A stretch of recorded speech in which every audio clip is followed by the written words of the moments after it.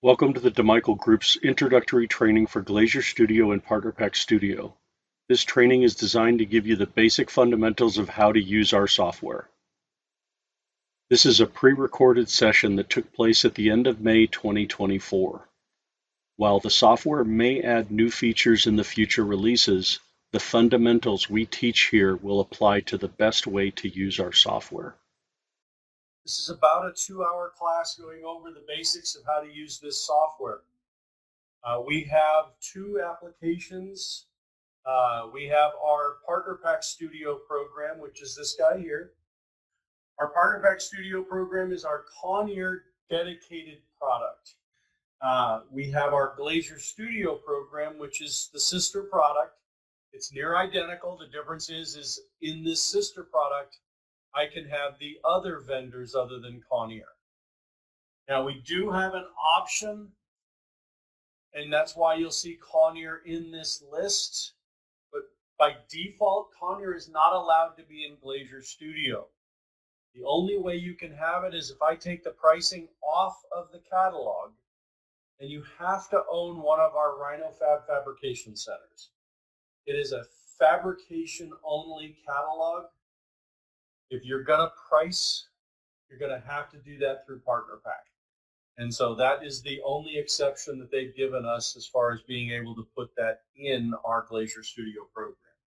So for the most part, if you're going to be bidding Connier, you're going to be using PartnerPack. If you're going to be bidding any other vendor, you're going to be using our Glazier Studio. Now you'll notice quite a few catalogs in this list. Not all of them are installed on your system by default. Some of them are by request. You can call our support line, and based on that, company may give us restrictions on who can have and who can't, but you can always ask. It does not hurt to ask. But if you select the catalog and it comes back and says that it's not there, then all you have to do is contact us, and we can let you know what the options are. So the real difference up here is literally, other than color, is this drop down for the vendor catalog. The program's all laid out the same way. So I'm going to use Glazier Studio for my demonstration. We have the standard Windows Fair drop-down menus. In the File menu is where you can do things with projects. I can select a project and I can import it, I can export it, I can save it, I can open it, I can delete it, and I can restore it. I can do an alternate bid from this menu, which allows me to switch metal systems, finishes, glass, or even switch vendor catalogs. We also have the ability to do standalone or network. Network is a centralized set of databases on a hosted server. You still run the main program from your local workstations. It's just all the critical data that you save is stored in those same databases that everybody else uses. So you can access the same projects that they're accessing. You can have the same metal groups and systems and setups and configurations, so that everybody's working together instead of everybody working independently. Our tools menu is where you actually set up the program. I like to use the analogy of renting a car. A lot of times when you get into an unfamiliar car, the things you're going to do is you're going to kind of get the lay of the land. You're going to figure out where the different things are, like the lights and the windshield wipers and the turn signals. But you're going to also set the mirrors to the right space. And you're going to set up your seats so that it's comfortable, and the steering wheel. You could technically get in and just drive it. The difference is, if you set it up, then everything works the way you want it to versus the way it's just running. And that's the same thing when it comes to our software. You could get in here and you could create projects and you can do whatever you want with these projects. But if you don't go in and configure the software for how you do business, I'm going to give you the answer that I have, not the answer that you want. So the tools menu is absolutely critical for this. We go to options. And in the options, I can do things like, we do have the ability to do CAD export, where we can create shop drawings.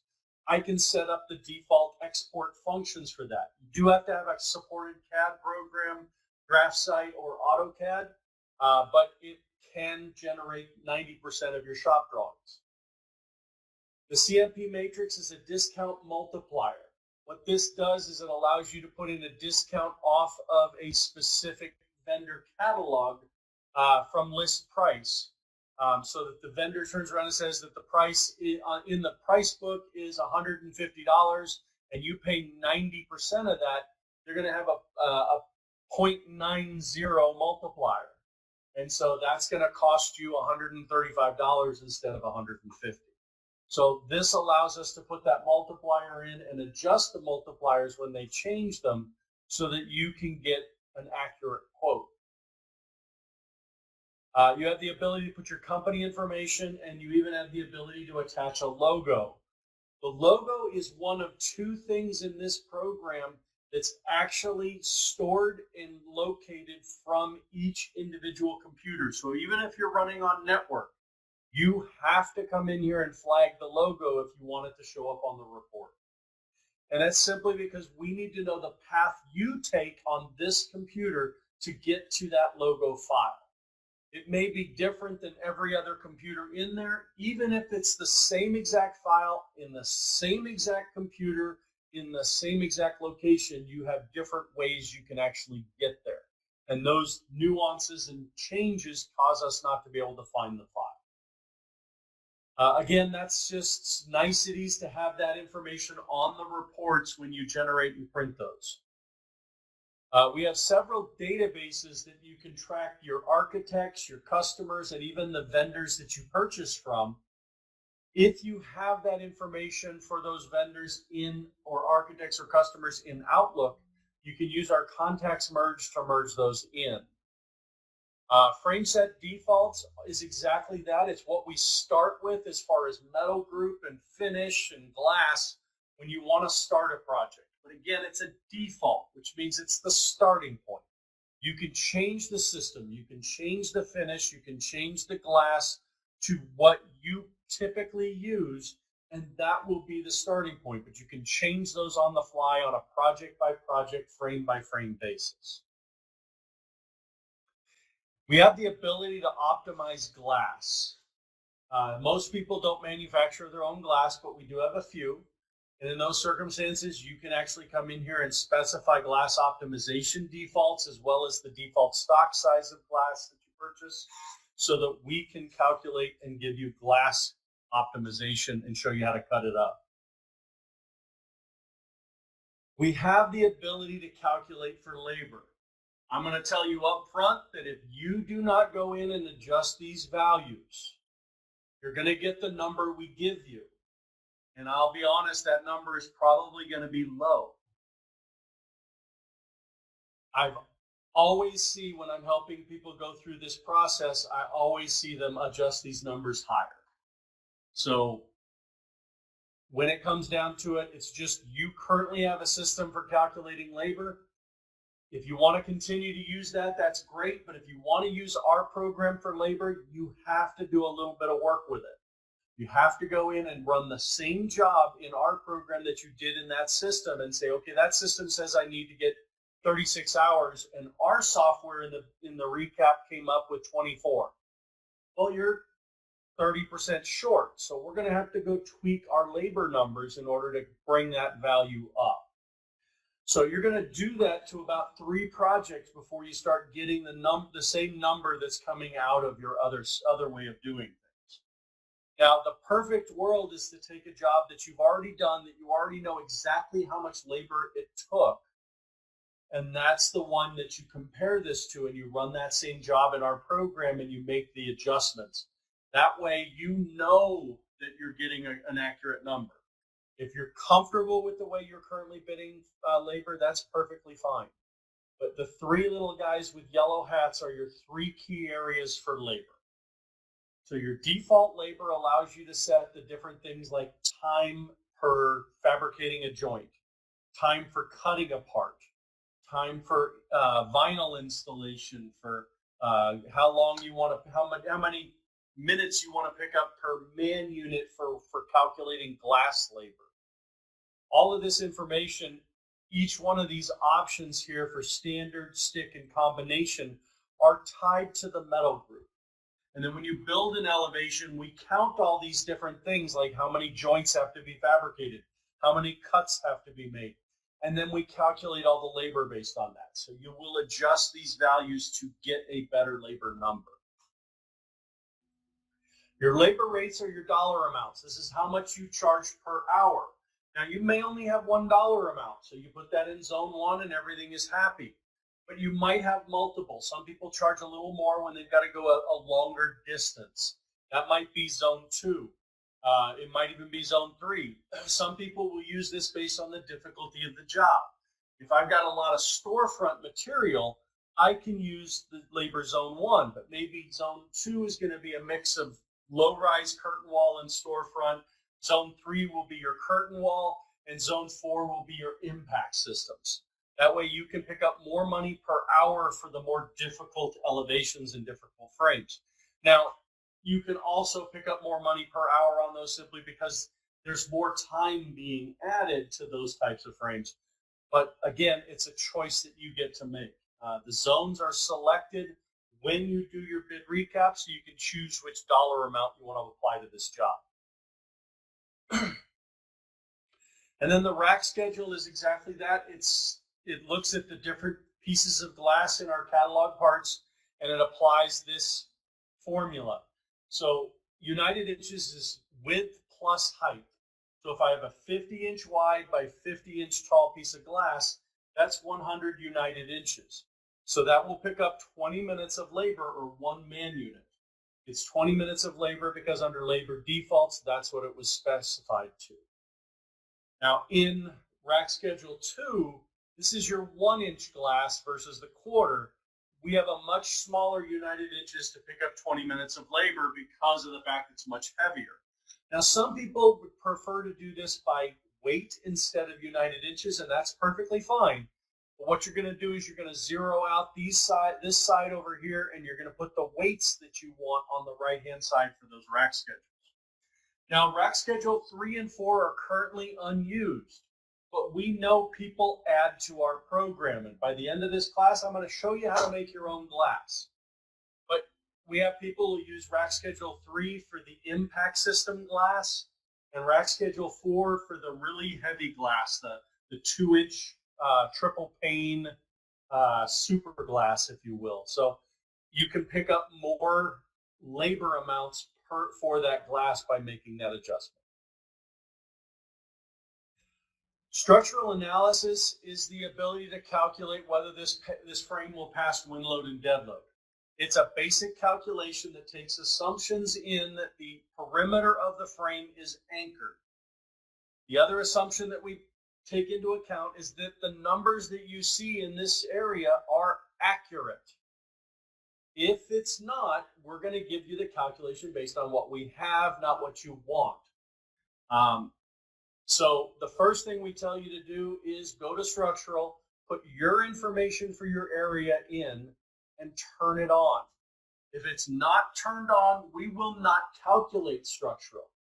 It won't show you a failure ever, but you'll know that if you ever run structural analysis, the reports, it'll tell you no wind load or dead load data found, which tells me that structural is either turned off or there is no information for us to calculate off of. If it's not public information and the vendor refuses to provide it, then we will not have that particular system structural in our program. So there are limitations, but a lot of times the vendor makes that limitation. It's not something that we have any control over. Now, structural analysis, there are systems that we won't calculate structural analysis for simply because the vendor has requested us not to. Conair started it about 8 years ago. The thermally broken storefront and ultra thermal storefront are now, you have to go to their engineers to calculate structural. We do have the ability to set tempering rules. Tempering rules are when do we put tempered glass versus annealed. So this is telling us if it's within 18 inches of the floor or 24 inches of the door, we're going to put tempered glass. Now, there is a hard-coded rule inside of the software that says If the glass starts at 5 feet or higher next to a door, according to the systems, it does not need to be tempered glass. So our program now will calculate so that it'll be annealed glass. Now, some people only want to use tempered. If that's the case, you absolutely can. But the difference here is you've got to change these values a little bit. The maximum frame size that we can create is 5,000 inches. So if you put distance from the finished floor at 5,000, distance from a door at 5,000, and it's saved, everything in the program can come out tempered. Everything about calculating, you're using our software sometimes just for estimating, but you may also be using it for fabrication too. And all of those require accuracy. It requires us to know a little bit about what we're trying to do here. So knowing how much the saw blade eats every time it passes through metal is critical for us to make sure that we're optimizing your material properly. A little bit further down, we have this add to stock length and trim. The add to stock length increases your stock length size. The trim decreases it. Well, with Glazier, you get 288 inches of material. That's what you pay for. With Tube Light, you get 290 inches. That's what you pay for. So if both of these boxes are 0 and 0, we think we have 288 or 290 inches of usable material. And that we will then take all of your cuts and try to optimize it into that number. Glazier, by default, the Partner Pack program is set to this, which means we think we have 289 inches of usable material. So if we left this, we think we have 289 inches of usable material. This is after trimming off the die marks. That's not the case with Glazier. So what happens is we optimize and we tell you how many stock lengths you're going to need. And then when you actually go and cut this and we find out that it really needs to be 287 of usable material, we've just over-optimized your material and we may be short several stock lengths. The worst scenario I've run into was a customer who had a lot of 12-foot tall storefront frames. I can get two 12-foot cuts out of a 289-inch piece. In fact, I can get two 12-foot cuts out of 288.1875. That's your two 12-foot lengths plus the saw curve. So if I have that as my usable material, I can get two 12s out. But if I'm taking an inch off of each end under Glazier, I only have 287 of usable material. This customer's job said that they needed 70 stock lengths. They needed 100 stock lengths. We were 30 stock lengths short because of that setting. Simply because they didn't give us the values that we have for usable material. Everybody has a different set of trims. Some people will take a 1/4 inch off each end. They got 288.5. They go right to the edge of the die mark. Most will take a full 1/2 inch or a full inch off the ends to make sure those die marks are clear and it's a nice clean paint or anodization. Whatever you do, we want to make sure the software is set up that way too, so that we can optimize your material properly. That's where you lose money, is right there. Those two boxes right here. This is where I've seen people way underestimate their material. At what point does your glass vendor charge you for a unit of glass or a flat rate versus a square foot price? Is it 3 square feet? Is it 4 square feet? Is it 5 square feet? Now, you may have specific glass types that are 5 square feet, but everything else is 3. This is the number for all the types of glass. You can actually change this value on each individual piece of glass and override this number. But by default, if we see 0, we're going to use the value that's in the screen. Now, there are other things that you can do, like round a roller box quantity, display numbers in decimals, combine patterns and optimization. Round a roller box quantity, it doesn't sound like it's going to make much of a difference until it does. Small job for a customer. They didn't have this checked. They ran the job. It told them it was going to be an $1,800 job. When they went to buy the material, it was $3,800 to buy the material. There was $2,000 more than what they had quoted for the job. And that was because they didn't round to the roller box quantity, and they're not going to be able to buy one shear block. They've got to buy the 20 or the 50 of them. And so if you're going to charge the customer for the entire box, you need to check this item. In their circumstance, because they had all these different hardware parts and they were only using one or two of them, the other ones were going to go on the shelf, but they were going to have to pay for them, which means that the overall cost of ordering was substantially higher than what they bid. Kind of caught them off guard. So just be aware that if you're going to charge the customer for just what you use, you may see a discrepancy like that on smaller jobs simply because of the fact that you don't use them all. A couple of other settings that you will like in here is this add for radius bending and add for angled cuts. Our program has the ability to calculate shape elevations, radius and traps and all those fun things. But to do a radius stick, you've got to have it bent. In order to bend that, I need a little extra material on the ends in order for that guy to put it in the bender, put the grabbers on it, and actually bend it to the form.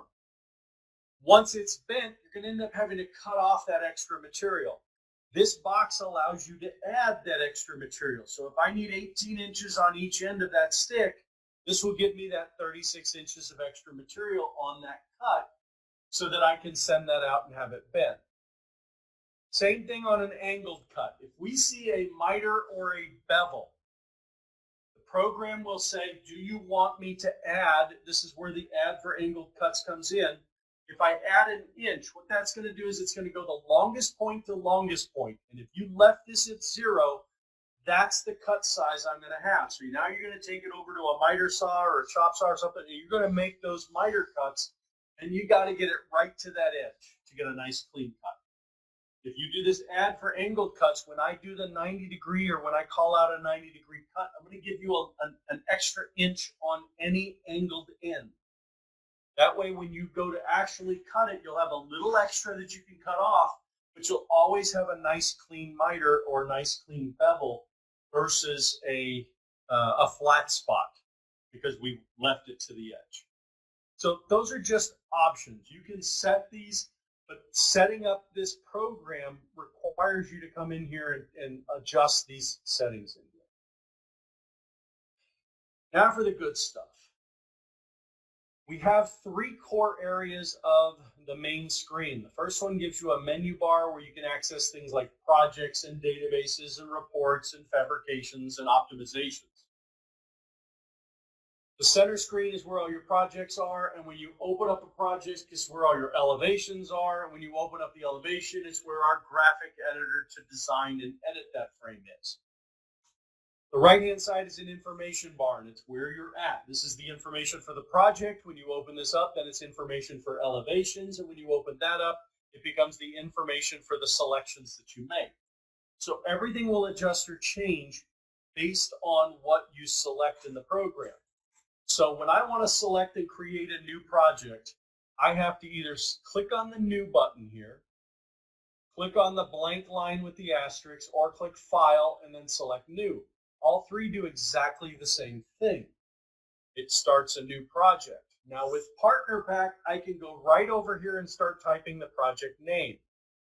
For Glazier Studio, I need to do one more step. I need to make sure this catalog is the catalog I want to use. If I want to do FCO, I need to select FCO and then put my project name. If I get to the next screen and I did not select the appropriate catalog, you will not be allowed to change it. You will have to go back to this screen, start a new project, put in a new name, and then make sure that your catalog is the right name before you start creating your project. So I'm going to go ahead and use Tube Light for this, and then we're going to come down here and we're going to give it a project name. We're going to call this Online End of May.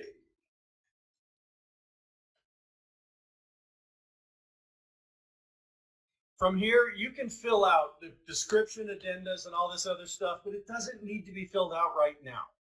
If I wanted to, I could select the seminar day 1 up here, and I could fill this information out and hit this Save Diskette, and it would save all that information. So start by building the job, and then worry about this other stuff later. When you start getting the jobs, or when you're ready to start generating reports, that stuff might come into play, and you might want to fill it out. You want to, you can fill it out now, but again, it's not required. I need the project name. And then I can click on the big green Create Project button or the little yellow folder. They do exactly the same thing. They open up your project and they save it to start with. From here, now I can go in and I can build my elevations. If I have elevations in this project, I can go in and select and edit them. They'll be in the center screen. But if I want to start creating new frames, again, this blank asterisk line is a new one, or I can click New up here to start a new elevation. And then we work our way on this information bar on the right. We work our way down this list to configure my frame. So the first thing that we can select is not the catalog. I can't change this. This is now Tube Light. I'm stuck with it. If I want a different vendor, I've got to close this and I've got to start a new project and pick the right vendor catalog first. But I'm good with what I've got. I've got my Tube Light catalog. And then I can pick my metal groups. Metal groups are templates. They tell us how material are supposed to be organized and laid out. So 4500 screw spline is 1 3/4 by 4.5 inch storefront framing. It's 1/4 inch glass. It's typically used for interior. Now I say typically because most people assume that our software sets up all the metal groups for the common way that you use it. And that is not the case. Our software sets up the metal groups per installation instructions. Anything that is listed as a standard is in the metal group. Anything that is listed as optional is not. So this metal group has a sill channel on it. It has sill flashing. Most people use this for interior purposes. If I want an interior configuration, I don't need that sill channel or sill flashing. The nice thing about our program is we are 100% open. You can select this metal group. You can click this button to the right of it and you can change it. You can tell me what you want and what you don't want. You can change the verticals. You can change the hardware. You can have it your way. But you've got to configure that, which means if you know what you want, our helpline can show you how to do it. The only thing our helpline can't do is tell you what you want. So I'm going to select just the regular 4500 screw spline for now. We're going to come back and look at metal groups in a minute. Color. This is your back member color. We offer back member and face member color. The nice thing about the color, I can actually type anything. If I type in BLU, it'll sort the list and just show me everything that has BLU in it. Backspace key will give you the whole list. I can type in BRO, and there's your bronze and brown. Backspace key CLE, there's your clear. Backspace GRE, there's our green. I'm going to select this patina green. Now, I'm of the habit of face color I set to the same finish unless the face members need to be different. And I know what you're saying. This is a storefront frame. There is no face members. You're absolutely right. And if you wanted to, you could have ignored that and not selected a finish. If customers see our printer drawings, they list back member and face, or back color and face color on the printer drawings. and it will list the other color as the face color. Every time a customer sees this, they always comment to them, I don't want the front to be clear, I want it the same color as the back. They don't know that it's one piece. They don't know that it's a singular part. So whenever I select this, I always set them to the same so that there's never a question. If they ever see that report, I never have to worry about them calling up saying, oh, I wanted this. Now, they may still call up and do that, but that means it's a change request. Tempered and annealed are the first two pieces of glass that we are going to put into our program. So if whatever you specify here, this is what's going to go into your elevations when you build it. Now, all 5 of these boxes are important, but they're important for a different reason. We call them quick substitutions. So if you have a common spandrel type that you're going to use, and a common panel and a common other, if you fill it out here, when you select a piece of glass in the graphics editor, you can right-click and it'll give you the annealed, tempered, spandrel, panel, or other option. And whatever you put in this box is what's going to get inserted into that opening. Saves you from hitting a drop-down and sorting a very large list of glass. Frame set is a grouping of frames. It's how you want to organize everything. So a lot of times people will organize by building or by phase or by, really depends on what job you're doing. My recommendation, especially if you're an estimator, is when you change this metal group, you change the frame set. Organize by the metal group. And it's that way if somebody does come back and say, hey, I want to see this, but it shouldn't have a sill pan. Or I built all these frames and I forgot that I had selected all these with a sill pan. I could go fix the metal group or correct or create a metal system that doesn't have it. And then I can do an alternate bid and select the new metal system for one of those frames. And it's going to ask me, do I want to change them all in that group or frame set? I can say yes, and they're all now changed.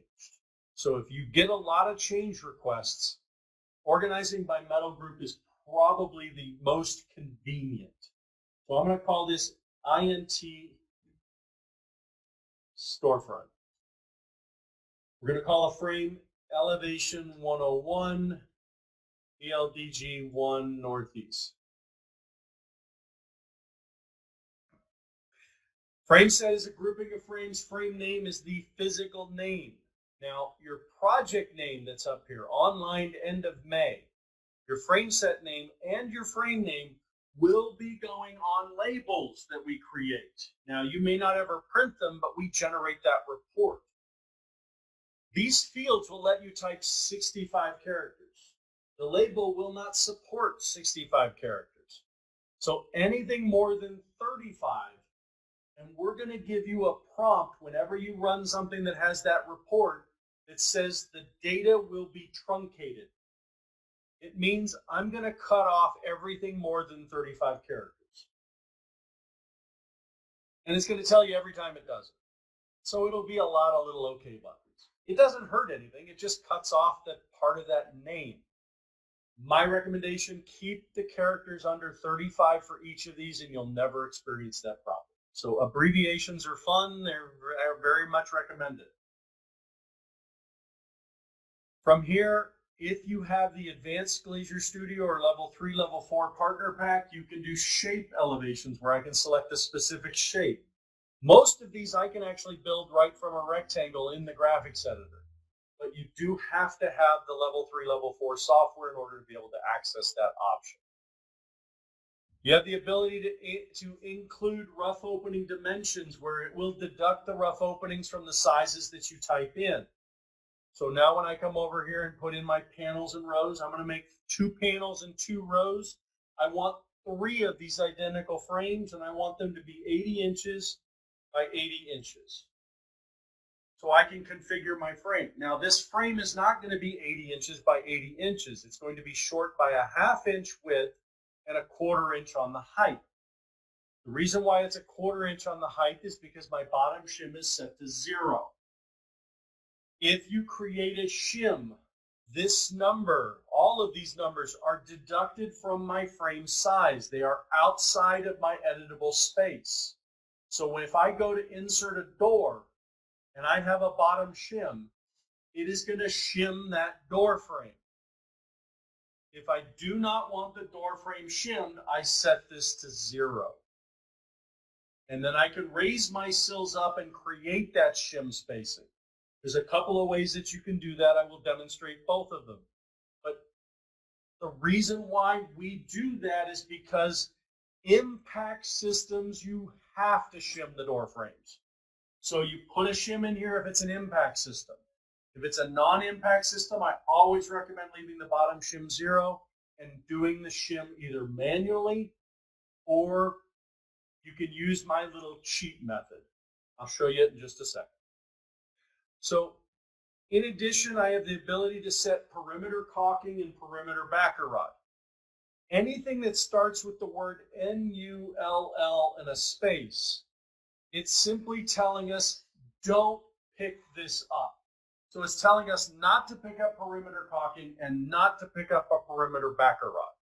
Now, I want one, so I'm going to tell it to come in here and select silicone, and I'm going to tell it to pick up a 3/8 inch backer rod. And I'm going to do the same thing on my outside. Once I've done that, I kind of like to hit this little black button and collapse this window. And the reason is because the next time I build this frame, I can just use my keyboard, just hit the enter key down, typing in my values, and as soon as I get past the height, it jumps right up to my add frame, so I can hit enter and go in there. If I have this open, it'll run through all of these first before jumping up there. So if you can collapse it, it kind of gets it out of your way. So we're going to click on add frame, and our graphic editor is going to appear. In here, I can manipulate and adjust my elevations. I can insert stuff. This is now a tool menu instead of that menu that you could access projects and reports and all that other fun stuff. This is now your graphic editor, and this is still an information bar for your frame, but this will change based on what you do in here. So I've got a bunch of different drop downs that are associated with the project, with the physical frame, with the sticks themselves, with what I see on the screen, with the curtain wall options, with the outer square for shape options. All of these drop downs have different commands, and some of them are in icon form over here or over here, but most of them, they might be just things you won't use very often, and so in those circumstances, you're going to need to click on the drop down menu to find it. So for this particular one, the first thing I'm going to do is I'm going to hit save. And we're going to take a look at this elevation. So we have a 1/4 inch dimension here. This is that shim on the left-hand side. We have that same 1/4 inch over here. That's going to be your shim on the right-hand side. Our mullions are 1 3/4 inch. That's the framing width of our sticks that are put into the graphics editor. If I insert something here and it draws something at 2 inches, it means you put in a frame that had a 2-inch mullion instead of 1 3/4 inches. So it's things to pay attention to. It tells you the daylight. This is a 37 1/8 inch daylight by a 37 3/16 for the 2 glass lights down below. There's a dimension down here at the bottom left. That is the sill flashing. That is the channel that runs along the bottom of your frame. If there's a dimension there, it's got a sill channel. If there's a dimension similar to that up at the head, it's got a head channel. Head channels are always optional in most of these metal systems. There are a few systems that you can't build without it, so in those circumstances, it is in the metal group. But most of these, the head channel is considered an optional selection, and it's not included in the metal groups. It can very easily be added, but there's one simple rule. Sill channels and head channels must be taken in and out from the metal group itself. I can select a stick and I can change that stick to something else. I can add additional accessories to something else, but the receptor is the only thing I can't click this button on because it doesn't just go underneath this sill, it goes under the entire frame. So that selection, even though it's showing you the length of that sill receptor, it's not allowing you to do anything with it. If I want to get rid of it, I actually have to change my metal system to do so. One of the things I teach is trust but verify. We've been doing this for more than 40 years, so we're pretty good at it. But you have different ways of doing things. So sometimes you either pick the wrong metal group or you pick the metal group you think you should be using and it really needs to be something different, or you didn't realize that the installation instructions had a particular feature that you don't necessarily do. So I always tell you, when you're building something with a metal group for the first time, build something small. This is a perfect frame for it because I can go down here to these tabs that are at the bottom, and one of them says BOM, and it will show me all the individual sticks, and I can literally look at this frame and I can go SIL 37.125. That's 37 1/8. So is that. That's DLO. I know that it's the 4540 at the SIL, which means this is a stops up configuration. Stop is on top of the mullion. If it was stops down, the stop would be at the head, and it would also be on the bottom side of the horizontal. So I can see whether I've got the right selection and configuration I'm looking for. Now it shows me my stops, and they're just slightly smaller than DLO. So I have an undercut set for my stops. If you don't want the stops undercut, if you want them full DLO, you can have it your way. You just have to modify the metal group to take that undercut out. Now I've got a SIL receptor. That SIL receptor is 79.5. There's no extension in this metal group for a SIL receptor, even though typically they want an extra 1/2 inch, quarter on each end, so that you can put your end dams on without knocking them off. I'm sorry, a 1/4 inch, 1/8 inch on each end. But this particular system doesn't have any extensions, so any end dam that gets put on there is going to be really tight to the frame. Now, that makes my verticals not 79 3/4. It makes them 79 5/8 because of that 1/8 inch height of the sill pan. There's no shim. I haven't created that shim yet. So if I want to create the shim, I've got to raise that sill up. But this is an interior frame. So in order to fix this, I don't want this in there at all. So we're going to take it out of the metal group, and that way we don't get it. But everything that you get, you can check it all right here. I can check if I've got all the hardware I would need for this frame. I can check and see if it's the right size glass. You can adjust all of this in the metal group. Do we have the right amount of backer rods and sealants and all that fun stuff? If you're thinking for a second that we're not picking up enough or we're picking up too much of something, it's all configurable in the metal system. So I can go down here, I can hit this drop down, and I can click on this little button to the right, and it makes a copy of my metal group. And then I can come in here and give it a name. I don't like leaving modified. So I'm going to call this no sill channel. And that's pretty straightforward, simple. Now from here, I need to change what's different. I need to go to my primary metal where it tells me all the different mullions that I'm picking up, and I need to take this out. Now the first reaction a lot of people will say is they'll just select it and they'll hit the backspace key. I like putting the word null in. Null means don't pick anything up. Null is data. Blanks are not. Let me give you an example. 2 plus blank equals blank. You can't answer that question because there's not enough variables or not enough information. But if I told you 2 plus 0 equals blank, you can answer that question. It's 2. So this tells me don't pick up a sill channel, which really it's telling me no framing width, no glass bite. I have no value. So therefore, my size of my frame will relate to that size. Now I can click OK. I'm not done. Our program is not smart enough to know you took the sill channel out. So you have to also take out anything that is affected by that. So if I come in here, you don't need these end dams anymore under hardware. I got to zero that quantity. It's not listed per sill channel. If it was, then I wouldn't have to pick this up. I wouldn't have to do anything with it because there is no head, here's a head channel. There's no head channel on this frame, so these will never get picked up unless I add a head channel to the system. I did not. But this guy is selected per jam.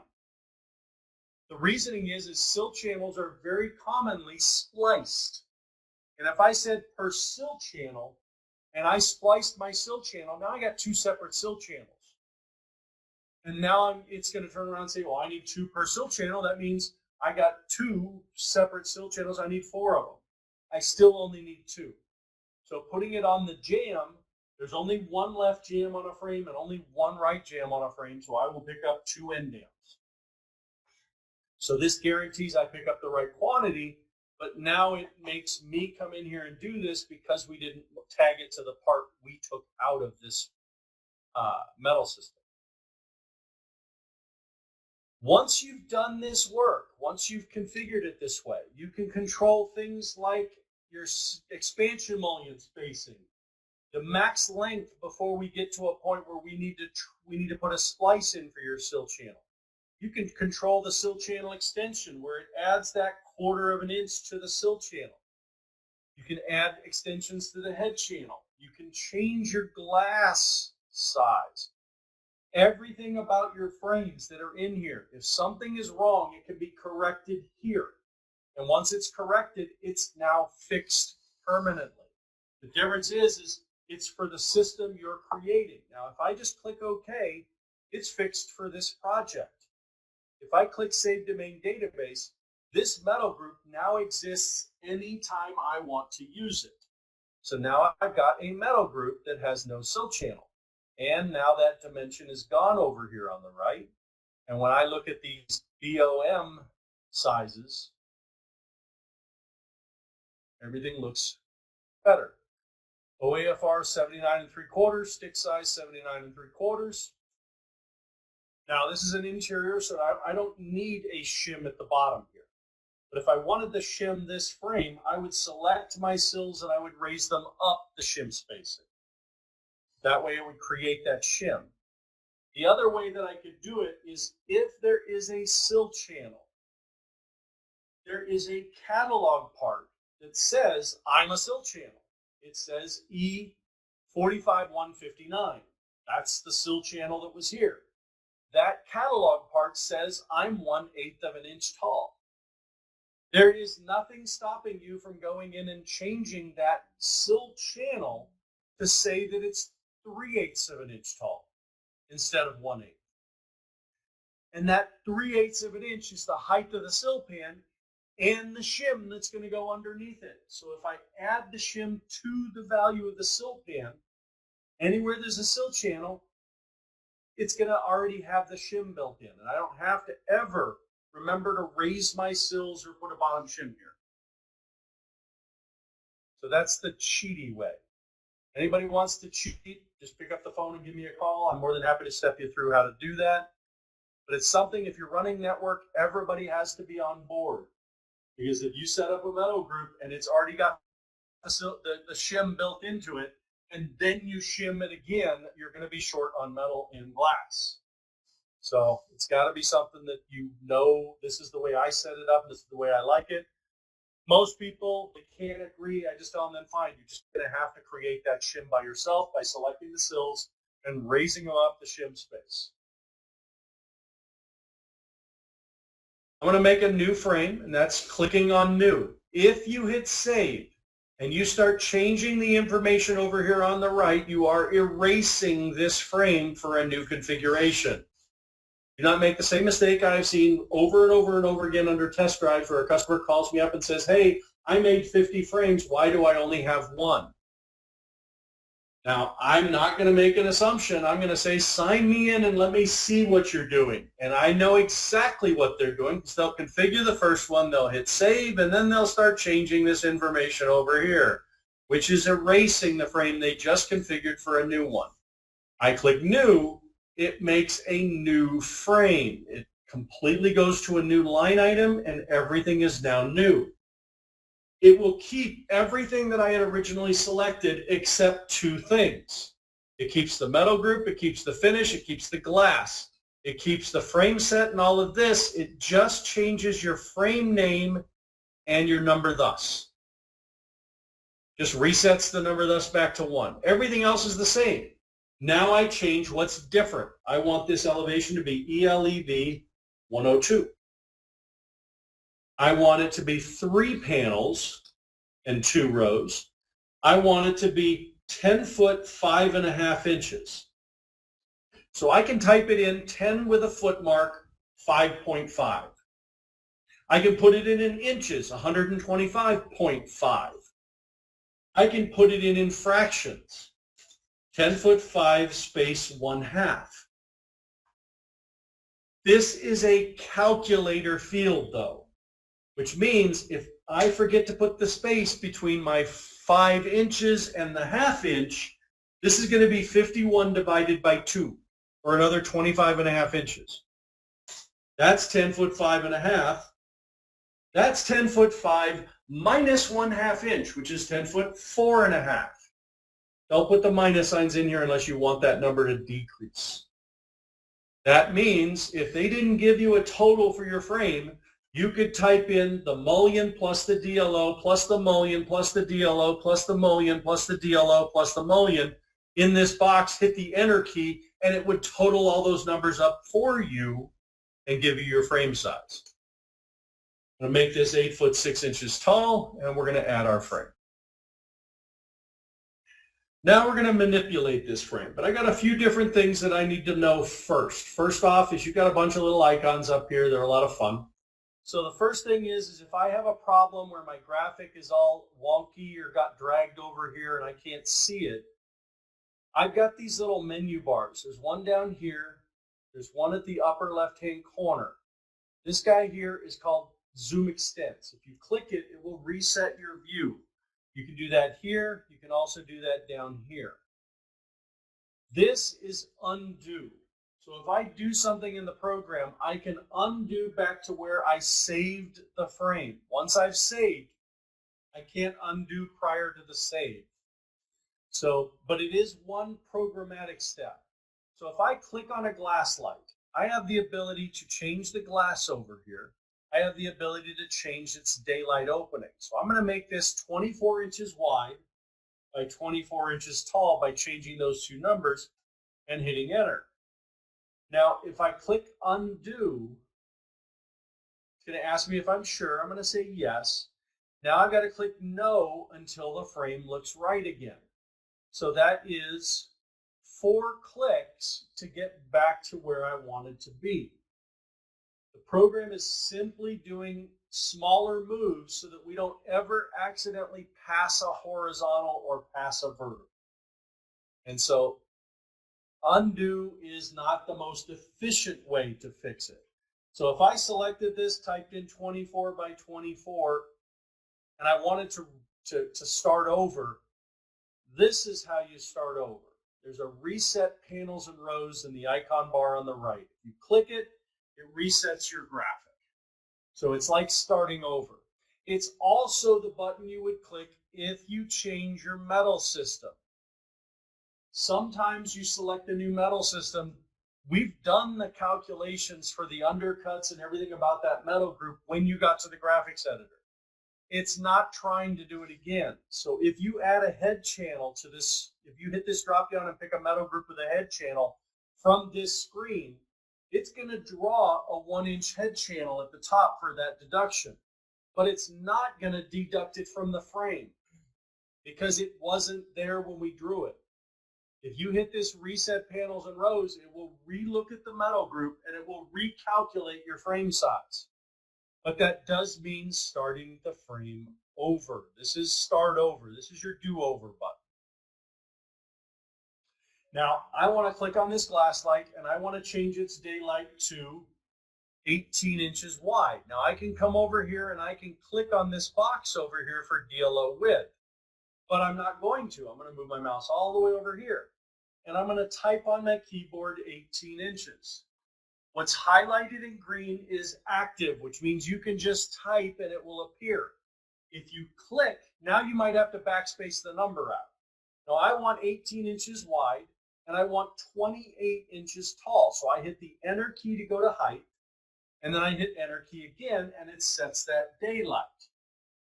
Now if I want to click on these two glass lights, I can now make a change, but what I can't change is the width, because what's left is what I see. I set that first value to 18. It's going to hold that at all costs. The apocalypse won't change that 18-inch number. These guys will tell you I can't change it if I type anything other than 50 in this opening. I can click one of them and change them, but I cannot click them both and change their width, because they are what they are because of the physical size of the frame and the fact that we set this daylight to 18 inches. So all I can do here is enter down to the height and set it to 28 and configure that frame. Now, in addition to this frame, I want to make one more adjustment. I don't want this jamb. This frame is going to connect to another one with a 4.5-inch corner post. So I can select any stick that I want. I can select any glass that I want, and I can change it, and I can add components to it. The only ones that I can't physically change is your head channel and your sill channel. Those have to be done at the metal group, but I can select this. And my right jam is right here. It's a 4541, and I can hit this drop down and type in E45108, which is half of my corner, and then click apply. And now I've got a corner post in there. The one value that keeps consistent is my 18 is still here. So these two glass lights reduced equally by that amount when I added this stick. Now, this is an interior frame. I don't need structural on it. There's two ways you can get rid of structural. The first is you can just turn off the view of it. If I hit this view button, I can click on view structural, just check it, and it will disappear. But the moment I hit save, it's going to come back. But it will capture the images without the failure on it. Now, if I don't want to see this at all, I can go to the frame menu, and there's an option that says change structural parameters. This allows me to change the structural numbers on each frame, but it also allows me to turn it on or off from the frame. So if you've already built frames and you want to run structural analysis on them and you forgot to turn it on, you have to go into the graphics editor here for that frame. You have to go to the frame, change structural parameters, set up the values, and turn it on and click close so that we can calculate the structural for you. If that's not on, we're not doing it. Now my next frame is this exact same frame, but it's the other direction. It's an inverse, a mirror image, if you will.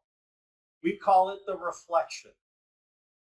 So I have a copy option, but that's not going to do it. That's going to make an exact copy of this. Sometimes we have options in the frame, in the different menus that are not an icon because they're not as common, like copy and reflect, which will make a copy of this frame and then reflect the copy to the other direction. We're going to give it a name, ELEV103. Click OK. And it copied and reflected my image. Now, the one thing that copy and reflect doesn't do, it just copied exactly what's here and flipped the image. It didn't change anything about any of these sticks and components. So if this particular frame had a door, the graphic of the door is going to say it changed to the other handing. It did not. It flipped the graphic of the door to the other side. You have to edit the door and change the handing if you want that handing to be correct. Same thing with this corner. It's the wrong part. It needs to be the other half of the corner. So I have to change this myself to the 109. and apply it. And now this frame and the other frame can connect to each other. Save. Now, if there's a scenario where I want to pick up something else, in this circumstance, I want to pick up the filler that goes on this outside perimeter for this particular frame, and it's not in my metal group, so it's not listing here. I have the ability to scroll down and I can add steel, and I can add a filler to this. So if I type in P2474, that's that plastic snap-in baffle, and I can click apply, and it will put one of those into my jam. I can do the same thing at the heads if I forgot. I can select all the heads and make that same adjustment. Fillers have no framing value. If I put a mullion there, it's going to draw it without drawing a graphic of it. It's just picking up a length of that item for you.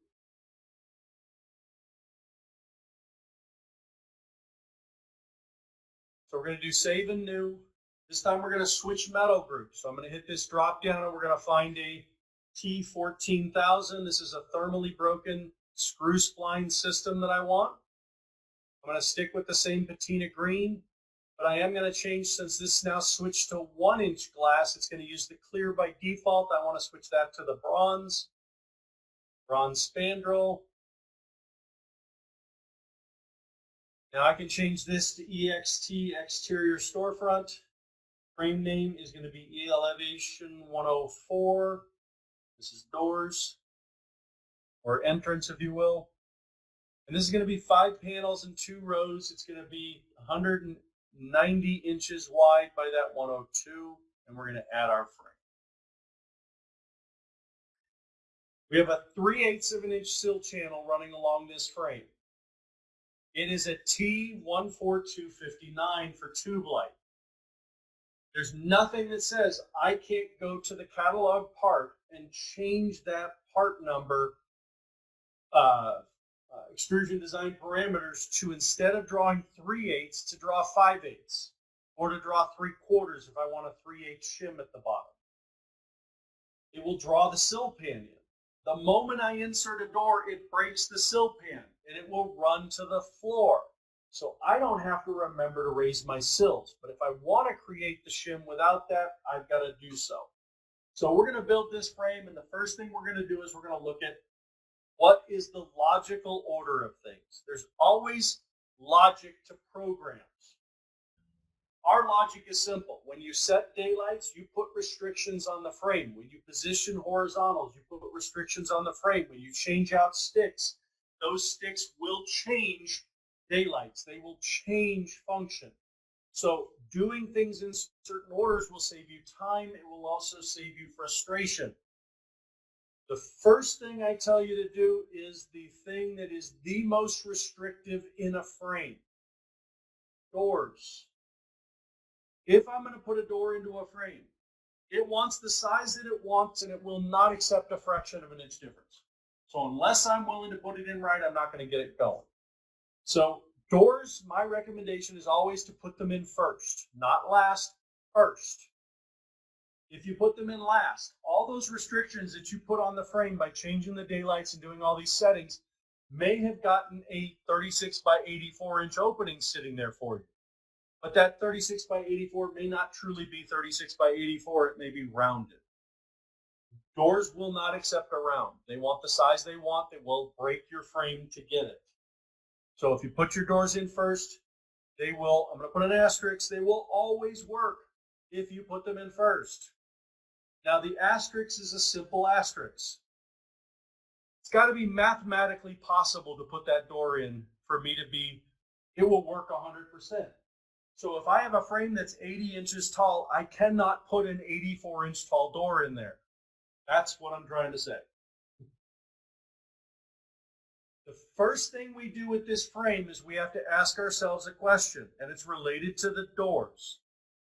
Is there a transom above my door? If there is a transom, I must have 2 rows, and that horizontal has to be there. If it's a non-transom, which means the door goes all the way from the floor to the head of the frame, That horizontal cannot be there, so I must delete that horizontal first. Now, this particular frame has a transom or a glass light above my door, so I need that horizontal. I don't do anything other than go get my doors. So we come over here to the right and we make our selection. So I'm going to insert a hinge left door. So when we say HLSO, HRSO, HLSI, HRSI, that is the hinge side. It's not the handle side. So when you look at the product codes that come up, it's an R. The R is the handle side. The hinge is HLSO to us. You hit this drop down, you can change it to an HRSO. You don't have to get out of this screen. You don't have to go back and click the right-handed door. You can just fix what you see here. But there are 3 different types of doors and 3 different types of frames that you will run into as a glazier. A lot of people say narrow, medium, and wide, or they'll say standard lock, offset pivot, or a standard lock, concealed exit device, rim exit device. No, it's not the hinge, it's not the lock, it's not the style of the door. It's the vendors. How do they manufacture these doors? They have 3 different ways. The first way is what they call a kit. It's a prepackaged door and possibly a prepackaged frame that is prefabricated for your hinges, your locks, your push-pulls, and those items are included in the part number of the door. This 36 D36PR includes a handle, includes the offset pivots, and includes that push-pull. Again, that may not be the exact push-pull it includes, it's just a graphic of a door. So standard up here is your kit door frames. Now those same vendors offer a custom option. Custom is a blank door. Now I know the graphic still shows the hinges and the locks and the push-pulls, but the moment you selected that, this door number became NS, Narrow Style 3684. That is TubeLight's way of saying this is blank, it has nothing. This says standard lock and offset pivot. The only thing these 2 drop-downs are doing for you is filtering the hardware list down here so you can add hinges, locks, and push-pulls. Now, that blank door, if you want TubeLight to fabricate that said hardware on the door, you have to pick up the door prep charges, and you have to pick up the frame prep charges. And if you want to know how you're supposed to know all of this, you get familiar with the price book of the vendor, because that's what we follow. You have to be able to price it. The vendor spells out how it's priced, so we follow that, even though it's clear as mud. TubeLight's got to be the hardest when it comes to doors, because everything is one part number with a ton of add charges. It's this part number with an FST frame add charge because it's got a transom above it. If it didn't have the transom, it'd be an FS201. Connier, there's a TR at the end of the part if it has a transom. There's not a TR if it doesn't. It's a different product code for the entire door and frame based on whether it has a transom or not. These guys throw add charges in. If this was a medium style door on a regular, it'd be an add charge for medium versus wide. In this circumstance, it's a blank. So custom fabricated by the vendor is the second possible configuration. Because you're not going to fabricate it, you've got to pay them to fabricate it, which means all the prep charges. But the third option is you fabricate the door.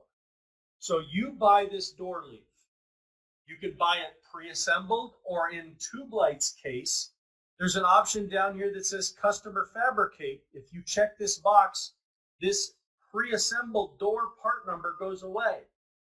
And we give you every individual stick in that door leaf so that you can fabricate that door. Cut, route, drill, everything. You have to, Tube Light requires, in order to be able to buy those styles, you do have to go through and get certified for them, but they do have that option. So you have kits that are pre-configured, the cheapest possible option.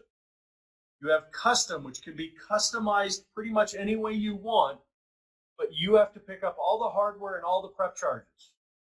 Or you have custom, build it yourself, where you just have to pick up all the hardware because you're doing all the labor. We have the same exact options for doors. If this says standard, then the frame type here for the frame, 14,000, is a kit door frame. If this says custom, this is a blank door frame. It has no fabrications whatsoever. If this says custom or standard, and you change this to the one that says -ST, those are, you're going to fabricate the door frame, and I'm going to give you all the individual sticks, ST, sticks. This means instead of giving you a product code or a frame number here, I'm going to give you the individual sticks to fabricate that. We're going to go and configure a door. Starting at the top, we want a standard door. I want door and frame. It's going to come out of section A2. A1 and A2 in Tube Light are two different catalog sections. A1 is what they call their entrance packages. They have them pre-assembled, pre-built, and all they'll do is add a closer to it. No extra, you can't change the bottom rail, you can't change the hinges, locks, or any of that. A2 gives you that option to make substitutions and selections. So we're in A2. I want a wide style door. I want it 36 inches wide by 84 inches tall. I want a standard lock. I want a butt hinge. And I want 1-inch glass.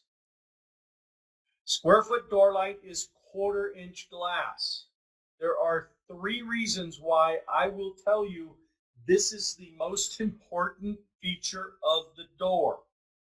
The first reason that we look at this, if you put a 1-inch piece of glass in this frame, based on a standard kit system, we now know whether we need to pick up an extra hinge or not. So that's the red flag. If it's a 1/4 inch piece of glass with a wide style, I don't need an extra hinge. But if it's got the 1-inch glass with a wide style, I need an extra hinge on this door. But that's not the second reason. Is it's going to tell you in the purchase order that this requires 1/4 inch stops or 1-inch stops based on the glass you specify here in Door Light PC. Those are the first 2 reasons, and those carry for every vendor. For Tube Light, it's even more critical that you pick the right thickness of glass on your door. It will be the wrong size if you don't pick the right glass. They're 1-inch glass because this is a tie rod system door instead of a welded door. The stops sit differently. So the glass for 1-inch has to be a 1/2 inch shorter in height than the 1/4 inch version of it. If you don't put this glass here, I don't calculate the right glass size. Now, I could change it in the graphics editor. I could select this glass and change it to 1-inch. It will not change its calculation of size. This is where we do the size calculation. So if you don't specify it here, you may get the wrong size glass ordered. So pick the right glass. From here, we can add hardware. I can add hinges. I can add locks. I can add push pulls. I can add closers. If it's a single door, I just pick one closer. And sometimes I'll get an option for a door or frame prep. This is if I want Tube Light to prep this closer on my door. Most people prep their own. Now, Tube Light, they only offer one option for prep, and it's only for a center hung closer. So they will not prep any other type of closer on a door. They send you the closer and you have to fabricate it on the door.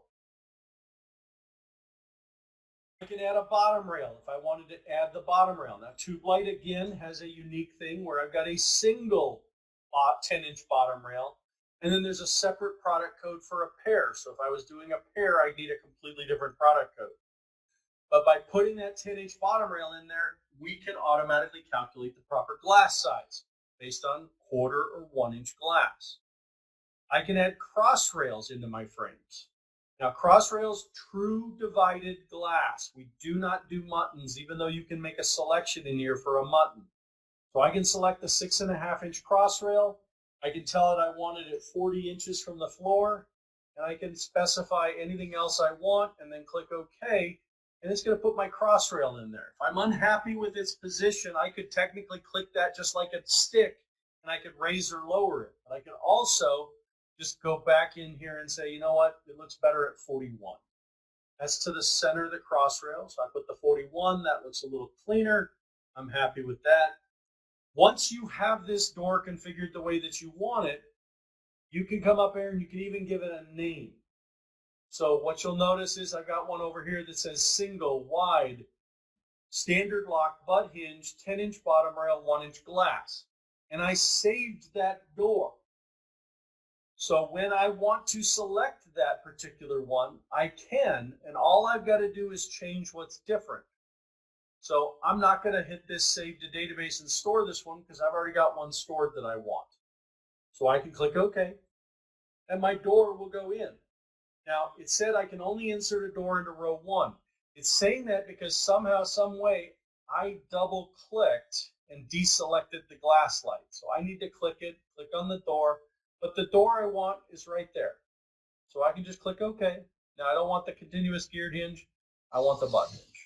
So I can change what's different. I'm going to click OK. Door goes in. Now I want that same door over here, but I want a right-handed door. So I can go to insert right-handed doors and I can build it all over again, or I can cheat. That's the door I want. The only difference between this door I want and the door that I want and the door that this is the handing over here needs to be an HRSO. Everything else is the same. So I just changed the handing. I'm not modifying the door I already inserted. This list that you're seeing here is for a new insertion. It's a new instance of a door. They're all unique. You want to change the door that's already inserted, you click the glass light, you click edit door, and you can change that door.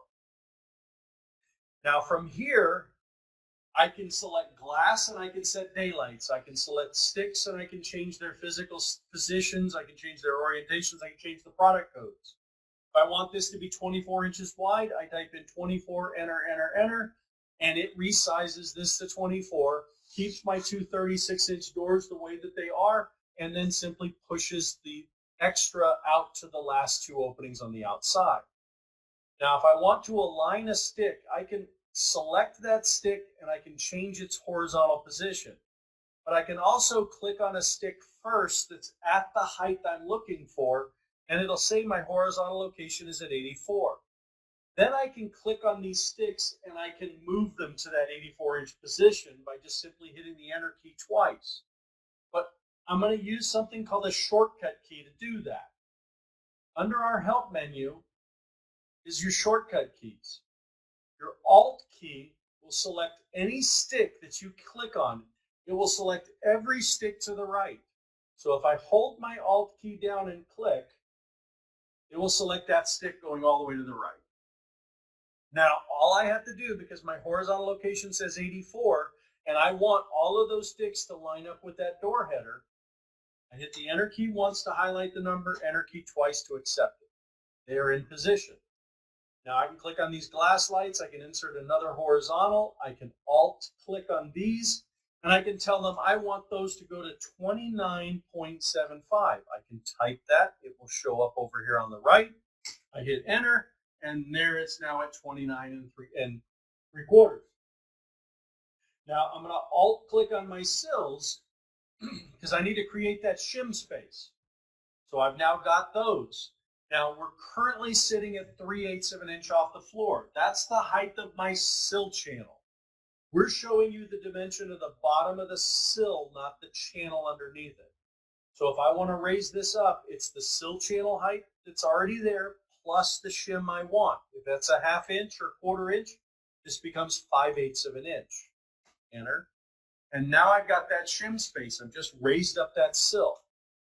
This is how you would create a bulkhead. You could click on a stick and you could raise it up. So let's say I didn't have this here and I wanted this to align with that. So I want this sill to go up to that horizontal height. I can click on them both, enter twice.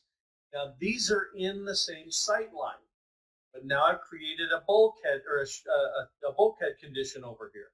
It's not 29 3/4 tall. It's not 29 3/8 inch tall. The 29 3/4 is to the bottom of the sill. This is to the bottom of the sill channel. There's still a shim that I have to account for. So if that shim is 1/4 of an inch, then this is really a 29 1/8 inch bulkhead. So we do this so you can select horizontals and sills and everything and move them all at once if you wanted to.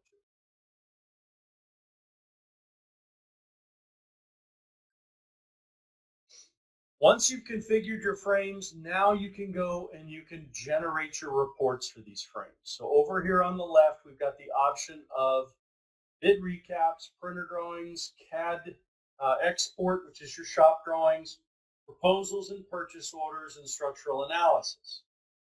Now, bid recap is for pricing. It's going to optimize the metal to figure out how much everything's going to cost. Bill of material and printer drawings is just a breakdown of all the components that go into these frames, and graphic printer drawings, just like you see in the graphics editor. We have them on printed reports for you. You have to run a bid recap if you want to do a proposal or a purchase order, because we need an optimized list for this in order to do those. If you've run a bid recap, a proposal, or a purchase order, it is stored in the saved report. So I can come in here and pull up any of my pre-existing recaps. But I don't want to do that. I want to create a new recap. So I'm going to select bid recap. I'm going to select the elevations I want to use, and I'm going to click on generate. And it's going to ask me some questions. So it's got a couple of questions here. The first one, it's asking me for a couple of finishes for stuff. Well, I inserted this P2474 product code, but I forgot to change the finish from default to mill. It's not available in a Acroflor or in a patina green, but that's what I asked it to do. So to correct this, I would have to go edit that frame and edit that filler and set that filler's finish to null or mill. Now, I can get around that. I can switch this and fix that problem, but I'll do it later. Glass. This is asking how much per square foot for 1/4 inch bronze glass. When it says area, it's the square foot price, so I'm going to say it's $5 a square foot for tempered. It's $3 a square foot for anneal. But now I've got another one that says each. This means that it's smaller than the 5 square foot minimum that I set. Now that might be a 5 times 5 is $25. So I would put $25 here. That might also be that it's really $28 because they charge an inconvenience fee or whatever they want to call it. Whatever that number is for the flat rate, you're putting the cost per piece of glass when we ask you for an each. Now I do have one here. This is a bronze tempered. I'm going to say this is $8 a square foot. And then I have an annealed, but this is an each. So if this 1 inch annealed piece of glass is going to be $6 a square foot, that might be $32 or $30 per piece of glass. FST 201 is the add charge for the frames that have a transom above it.